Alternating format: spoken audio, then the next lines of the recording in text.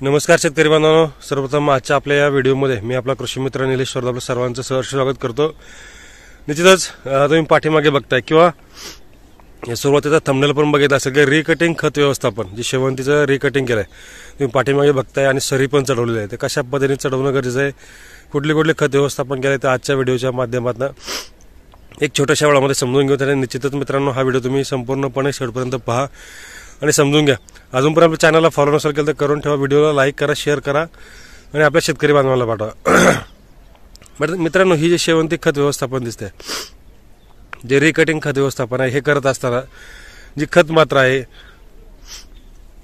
वाढ चांगली झाली पाहिजे, फुटे निघाले पाहिजे, न्यूट्रिशन डेफिशियन्सी असेल तर काय करणं गरजेचं आहे। तर आपण या ठिकाणी खत मात्रा व्यवस्थापन करत असताना 1846च्या 2 बॅगा आणि एरा कॉम्प्लेक्सची 1 बॅग या ठिकाणी आपण वापरलेला आहे, जेणेकरून चांगल्या पद्धतीमध्ये एनपीके पण जातील आणि मायक्रोटन पण जाईल।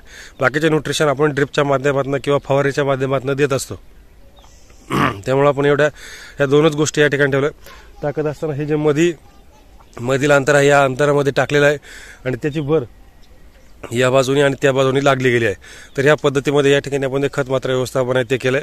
निश्चितच त्याचा फायदा आपल्याला चांगल्या पद्धतीने होणार आहे। निश्चितच रूट झोन डेव्हलप चांगल्या पद्धतीने आपल्याला जे लांब गेलेलं आहे तिथपर्यंत अन्नद्रव्य जाणार आहे आणि त्याचा फायदा निश्चितच आपल्याला हा होणार आहे।